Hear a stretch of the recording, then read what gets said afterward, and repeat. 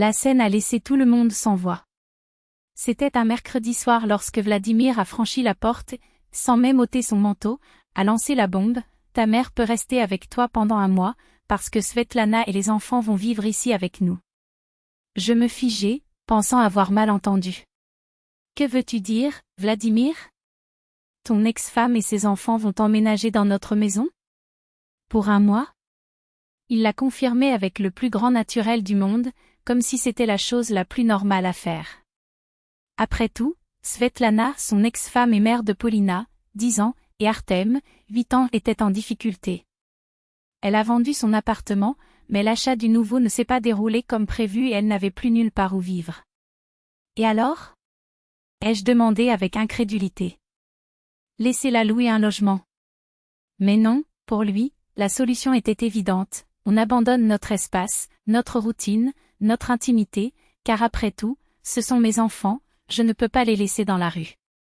Mais qu'en est-il du fait de laisser des enfants dans la rue? Personne ne parle d'abandon.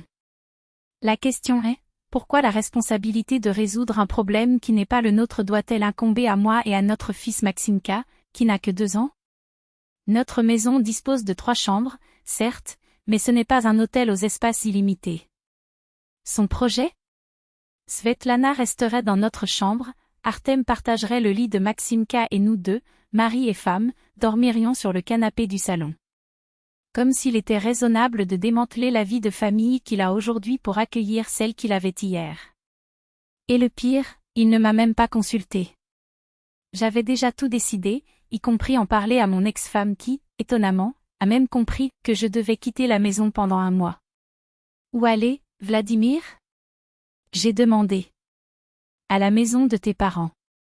Comme si c'était la chose la plus simple au monde, prendre mon petit-fils, mes affaires et disparaître de chez moi.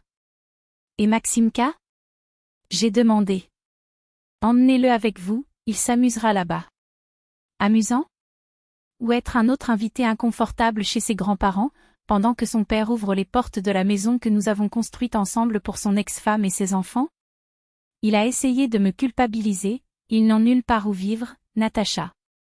Ce sont des enfants. Mais les enfants ne sont pas une excuse pour tout. Si Svetlana a vendu son appartement sans avoir de plan B, c'est son problème et son problème avec ses enfants. Pourquoi dois-je en payer le prix? Pourquoi mon fils doit-il être déplacé de sa propre chambre, de sa propre maison, pour que les enfants d'un autre mariage aient un toit au-dessus de leur tête? Et si dans un mois elle ne trouve pas de place? Ce sera réparé, a-t-il assuré. Mais que se passe-t-il si vous ne le réparez pas? Alors nous verrons. Traduction, alors je reste sans abri, car son confort est plus important que le mien. Son argument était toujours le même, ce sont mes enfants. Oui, ils le sont. Mais je ne suis pas obligé de jouer au sauveur du pays.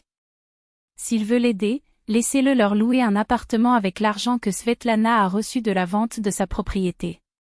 Après tout, elle ne s'est pas retrouvée sans rien, elle avait une somme en main et a choisi de ne pas trouver de place pour ses enfants avant de se débarrasser de ce qu'elle avait. Le problème n'est pas un manque de ressources, c'est un manque de planification. Finalement, après de nombreuses discussions, elle a loué un appartement de 2 chambres. Vladimir était bouleversé, comme si j'étais le méchant de l'histoire pour ne pas avoir accepté d'être expulsé de chez moi. Mais la vérité est une maison se construit dans le respect. Et le respect, ce n'est pas expulser votre femme actuelle pour abriter votre ex. Il ne s'agit pas de faire en sorte que votre jeune enfant se sente comme un étranger dans sa propre chambre. L'aide est une chose, la soumission en est une autre. Certains hommes pensent que la famille actuelle devrait se plier aux problèmes de l'ancienne, surtout lorsqu'elle compte des enfants. Mais cela n'aide pas, c'est une trahison. C'est mettre au second plan la femme qui est à vos côtés aujourd'hui, comme si elle était moins importante que les vestiges d'un passé déjà révolu.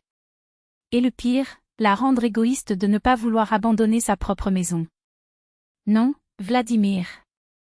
Ce n'est pas comme ça que ça marche. Vous aimez peut-être les enfants de votre premier mariage, mais vous ne pouvez pas vous attendre à ce que je paie le prix pour cela. Ma maison, mon enfant, ma vie, ils méritent les mêmes soins que vous accordez aux autres. Et si Svetlana ne savait pas s'organiser, qu'elle règle les choses sans envahir ce qui m'appartient. parce que les familles se protègent, et la mienne n'inclut pas votre ex-femme.